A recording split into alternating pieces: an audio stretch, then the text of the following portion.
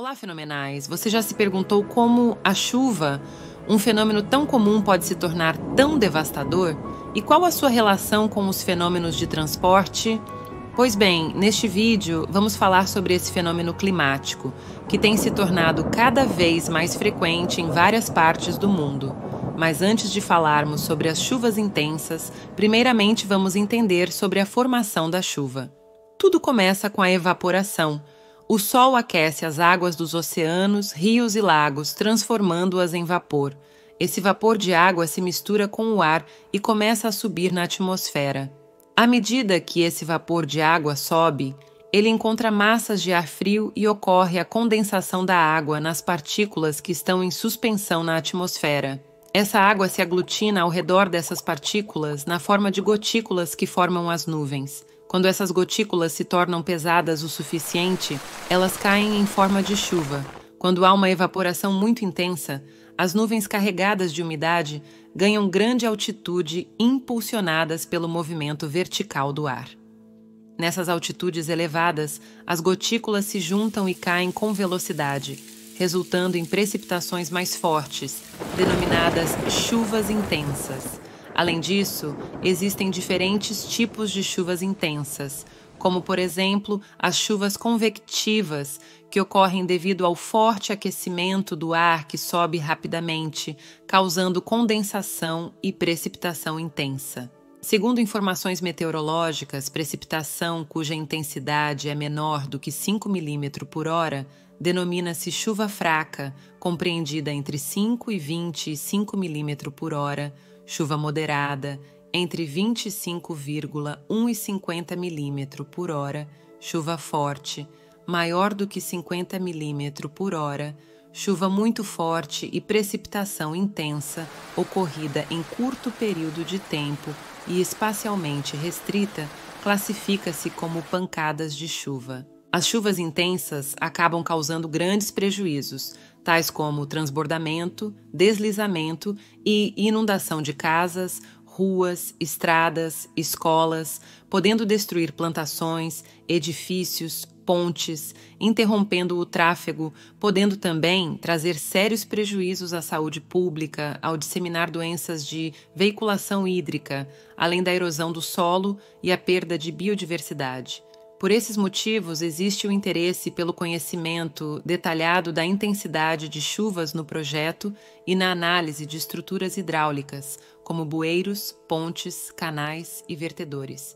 De acordo com informações do Boletim Anual de Precipitação no Brasil, divulgado anualmente pelo Programa de Pós-Graduação em Engenharia Civil e Ambiental da Universidade Federal da Paraíba, as 10 cidades que mais chovem no Brasil estão nos estados do Amazonas, Rio Grande do Sul, Rio de Janeiro, Santa Catarina e São Paulo.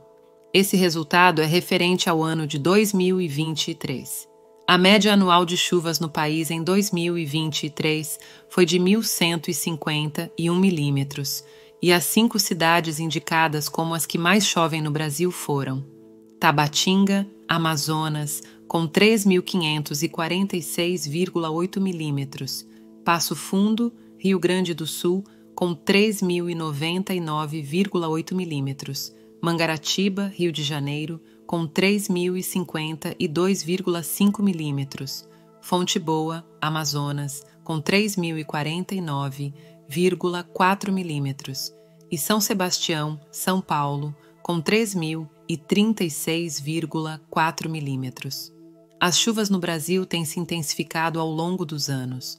Dados recentes mostram um aumento significativo na frequência e intensidade desse evento. No oeste da Bahia, por exemplo, as chuvas foram particularmente severas, principalmente entre os anos de 2023 e 2024.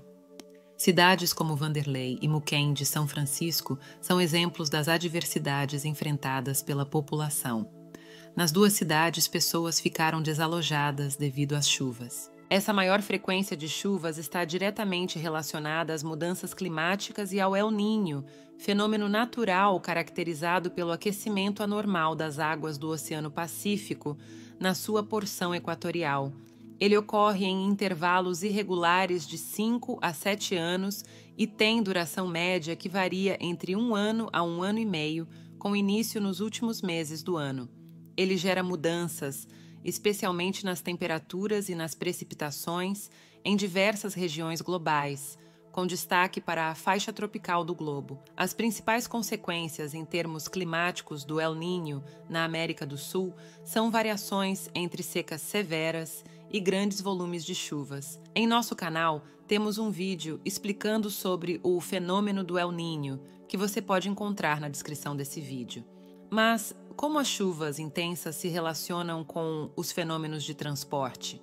Os fenômenos de transporte são processos físicos que envolvem a transferência de massa, energia ou momento entre diferentes partes de um sistema. Eles podem ser classificados em 3 tipos: transporte de massa, transporte de calor e transporte de momento. As chuvas intensas são um exemplo claro de transferência de massa no ciclo hidrológico. A transferência de massa ocorre, por exemplo, quando a água evapora.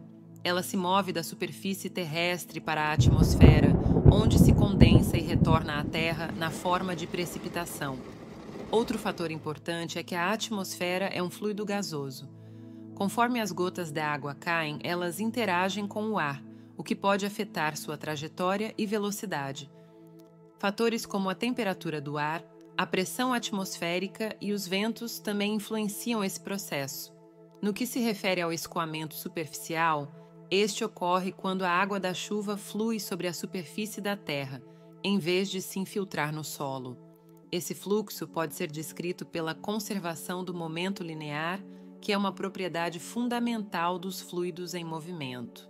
O escoamento superficial é um componente significativo do ciclo hidrológico e pode ser intensificado em áreas urbanas devido à impermeabilização do solo, que, por sua vez, impulsionado pela gravidade, carrega não apenas água, mas também sedimentos e detritos, contribuindo para as enchentes urbanas. Pesquisas relatam que mais de 4,2 milhões de brasileiros tiveram de deixar suas casas devido a eventos climáticos extremos, que destruíram ou danificaram mais de 2 milhões de moradias em 4.334 municípios entre 2013 e 2022, a maioria vítimas de tempestades, inundações, alagamentos, enxurradas e deslizamentos de terra.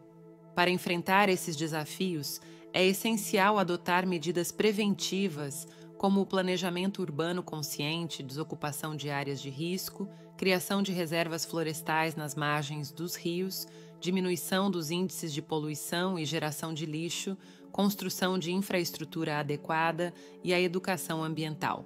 As chuvas são primordiais para a manutenção da vida no planeta Terra, uma vez que são as responsáveis pelo reabastecimento de aquíferos e mananciais, além de fornecerem água para ecossistemas e atividades humanas essenciais, como as lavouras agrícolas e a geração de energia elétrica.